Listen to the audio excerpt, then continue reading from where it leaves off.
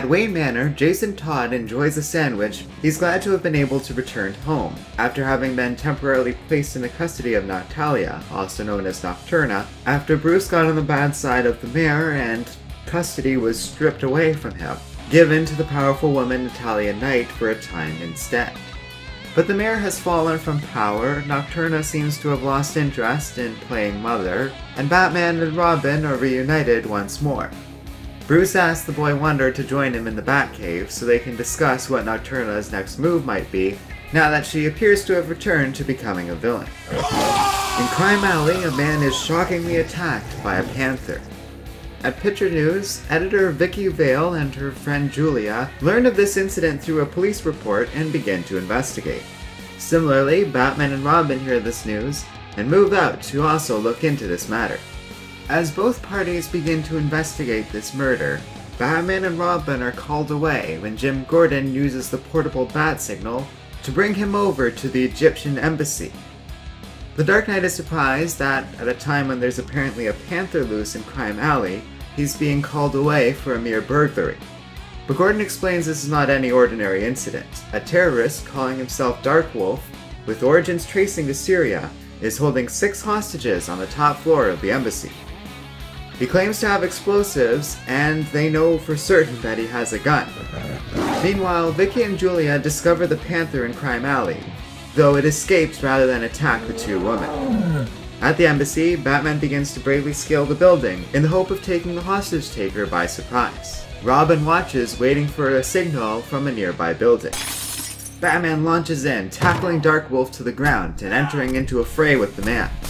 Meanwhile, Robin launches a line across from his building to the embassy, taking the hostages down from there and saving their lives, while Batman keeps Darkwolf busy. However, Darkwolf is able to use a grenade, destroying the room he was in and escaping on a hand glider, much to the surprise of Gordon and Detective Bullock.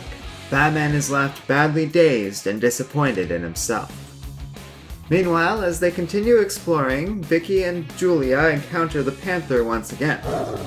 However, they are stalked by someone who claims to be the owner of this panther, the villain known as Catwoman. As a dazed Batman makes his way out of the embassy, Bullock is confused. He'd think that Batman would be pleased. After all, Robin saved all of the hostages. But Gordon points out that Robin succeeded where Batman failed, and he wouldn't want to cross the Dark Knight's path now. Hello and welcome to Comic Island. My name is Arden, and this is my recap and review of Detective Comics number 548. Alright, so this one is interesting. We're actually looking at a comic that takes place before the Crisis of Infinite Earths, and before the official end of the Bronze Age as it's typically viewed in the history of comic books. We're looking at a new Robin, which is kind of cool, but the Jason Todd before the changes made in the Crisis of Infinite Earths. It actually confused me at first when Jason started casually mentioning that he had circus experience, and I realized that we were looking at a Jason Todd that was basically a copy of Dick Grayson, which is much less exciting and a lot more clumsy in the overall execution of the character. Indeed, it's a weird situation overall. We're getting into the melodrama of Nocturna, the whole incident with Jason being sent into her custody over being adopted by Bruce Wayne, and all of that other stuff. It's bogged down by a lot of extra plot, and a weird lack of focus in that regard. There's an increased focus on Catwoman, and Batman having a more inner turmoil, as we see with him failing to save the hostages, but it feels kind of petty. Like, do you rely on your sidekick or not, Batman? Are you upset that he helped you save the day, or annoyed because he succeeded where you failed? This comic sets up a sense of drama that I don't necessarily think is there. And if it seems like I'm coming out of the gate pretty down on this comic, it's because, well, yeah, it's kind of messy. It's clearly suffering from growing pains, where the comic that I reviewed from 1972 was not. Even though it rapidly changed, if anything it was the biggest change we've seen in this series so far from the previous issue, it had a strong sense of confidence and knew exactly what it wanted to be, so it matched its own sense of realism. It knew what degree of realism it wanted with its caped crusaders, and it told a really sincere, politically relevant story. This comic's all about a guy with a wolf mask holding on to some grenades and acting edgy, wanting to be about terrorism, but not really having much to say about any of that, and still having a Robin. And not only a Robin, but one that basically lived the life of Dick Grayson and was just there to fill in that spot. Jason Todd didn't work. And I really got that impression from reading this comic. It was one of the first things that stuck out to me, is that as this series is trying to be more and more darker and to be more and more of this high concept Batman that we know from The Dark Knight and that sort of take on the character, they don't know what to do with Robin, and they can't quite fit him in the way that they were able to in the earlier era and in the Silver Age. In the Bronze Age, when we're talking about deeper concepts and a more all-ages take on Batman, this doesn't seem to work as well. And we don't even have the reworked take on Robin that we'll get after Crisis of Infinite Earths. The one that I at least think was appropriate to the era it was being published in, mainly the 1980s, as opposed to this one, which feels like he exists out of time. When Vicky Vale goes to investigate the crime, she encounters people who are wearing clothes that feel a lot more evocative of the 1980s, even if they were a bit over the top and overly stylistic. The way Jason Todd is dressed up, it feels like they've literally taken this kid and put him into the life and situation of Dick Grayson, without any regard to originality or what this might do to a kid who isn't Dick Grayson. And that will come to a head much later on as we get into the death of the family and the overall fan dissatisfaction with this character. But I think that it wasn't the fans who were at fault here. It was the way the writers and the editors and everyone behind this series and the Batman series were presenting this character and Robin himself. Because we're getting into a darker Batman that more and more skews the overall spirit of the Comics Code Authority, which is a good thing. We're getting outside of the shadow of that reign, basically, ever so slowly. That symbol is still on the cover of this issue, and it's still very much a CCA comic. And Detective Comics will be as a series for a long time to come, relative to when this comic was published, of course. But that doesn't really matter as much, and we're getting into darker and more sophisticated storytelling, and also much more sexual. We're dealing with characters like Batwoman and Nocturna on a regular basis, as Bruce Wayne more reliably has a love interest, but also a love interest with passion and an interesting side to it. But Robin literally outright kind of states his jealousy and feeling left out of all of that stuff because they don't know what to do with the character under this lens.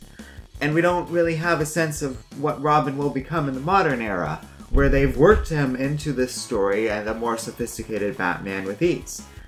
Like I said at the beginning of this review, this comic really feels like growing pains. Even though growth had already happened in the 1970s, we're going farther along, and they don't know what to do with this Robin character. They don't know whether to make him dark and edgy, they don't know whether to make him just Dick Grayson, and he doesn't feel right in either role, and ultimately that's where fans got frustrated with this character. And, well, we all know what happened to Jason Todd after that. But it is interesting. It's the thing that struck me first when reading this comic, was just how out of place Robin felt with everything else. We're getting into a noir gothic aesthetic, one that had been pioneered in Strange Apparitions but is going even deeper. And it looks great! This comic really is awesome. Facial expressions have never been so expressive thus far in this series, and you can see there's a lot of passion in the overall artwork and nature of the quality of the art. I really have nothing but good things to say about how this comic looks compared to even the Silver Age comic. It's improved that much more, and it's amazing how much the handcrafted quality of this comic really shines through. In terms of artwork, it really sticks to me, and you can kind of see why, going forward from this era as we transition into the 90s, artists really started to take center stage in the comic book industry, and I kind of get it. I kind of get a lot of things reading this comic, where Jason Todd didn't work, and where comics would kind of go as an industry from here. With artists increasingly taking prominence as we head towards the 90s, with Batman becoming a darker character as they start to work with these things, and kind of take a step away from the dynamic duo aspect of Batman towards more solo adventures, and Robin taking a back seat until Tim Drake started to get a real resurgence later on. All of that works, but it is starting to feel bogged down. We're at the tail end of the Bronze Age of comics, right at the time when Batman was about to be rebooted. and it kind of shows. In comparison to the 1972 issue we reviewed, which was at the very end of the Silver Age and right at the beginning of the Bronze Age, there's a big difference in the overall burden of that. Whereas the early Bronze Age comic felt free and eager to take on this stuff and had a really strong sense of direction owing to the Neil Adams design of the costume and the overall sense of purpose with the strange apparition style of writing in the Batman series, this series feels more like a side gig. Already Batman the series is taking more of a prominence over Detective Comics, and this issue, or more accurately this story, just feels bogged down by the ongoing burden of all the narration that's happened in that decade since the last issue we reviewed. It's a big difference and it really shows. And I say a lot of that because when we look at the B story of this comic, which features Green Arrow, it's awesome. All the great things about the artwork are holding up, but it's telling a dark and interesting story unburdened by everything, and I really liked it. It was fun seeing a great Green Arrow story show up in a Detective Comics issue. So, that kind of leaves me with mixed feelings as to whether or not I recommend this thing. I don't have a lot of love for this comic, and especially the Batman story, but I really like the Green Arrow story, and it's kind of neat looking at the 1980s and how Detective Comics was telling its story. But it wasn't very good either, and like I said, it suffers from growing pains. Maybe Detective Comics in a couple years from now, circa 1986 or 1987, after the Crisis of Infinite Earths, when they were starting to take on a new look at Batman and a new continuity for everything, things will get more interesting. That especially feels true for Jason Todd, and I thought that's what this comic was going to be, but instead we're looking at the tail end of the Bronze Age, which, to be honest, I actually kind of prefer because it's an interesting look. But it doesn't exactly work either. The artwork's amazing, and it's really nice seeing Alfred's look of relief when Jason Todd has returned home, but it also feels out of place when Jason Todd is dressed up as Dick Grayson in that old-timey outfit, and he's like smacking Alfred on the back, thanking him for a sandwich, and Alfred drops his plate. There's a mismatch here of tone, because we're also getting Batman, I don't know, pining for Catwoman and talking about his feelings for her and how complicated it is, while also dealing with a guy with a bunch of grenades trying to murder hostages because he wants Syrian prisoners freed. Do you see how these things don't exactly blend well together? Because they don't. It's a problem and it doesn't all work together in a sufficiently cohesive story. You can see where DC as a company would feel the need to reboot things because a lot of these series were heading into this direction in the Bronze Age and we were starting to collapse from the weight of our own canon. And, you know, that's not to say that reboots are always necessary or always a good thing, but clearly a change of pace was needed, and that's the impression I get from this comic. So, no, I don't really recommend it. There's better Batman comics from the 1980s. This just isn't necessarily one of them. But I knew it was going to be a problem, and next issue might very well be a problem too, because we're going to the 1990s. In fact, we're hitting the annual I promised we'd be reviewing as part of this series. Detective Comics Annual number 10. In fact, that's kind of what starts up as part of the end of the Crisis of Infinite Earths. As things start to ramp up as we get into the 90s, we start to launch a series of annuals that had never existed before as part of the Detective Comics run. So that's going to be interesting, and it's going to be pretty cool looking at that. Because that comic was published right around the 1990s, and specifically right around when the big comic boom of the 1990s was very close to a collapse. So yeah, it's pretty cool. I'm looking forward to talking about that, and we're talking about some pretty memorable people when we're talking about who was behind that comic and issue. Like, it's a big name, and I'm looking forward to talking about him and his work, so stay tuned for that. Thanks for watching. If you like Comic Island, be sure to check out our Patreon page in the video description below. This whole series, by the way, was decided by them, so big thanks to those guys for voting on this. And don't forget to like, subscribe, and keep reading comics.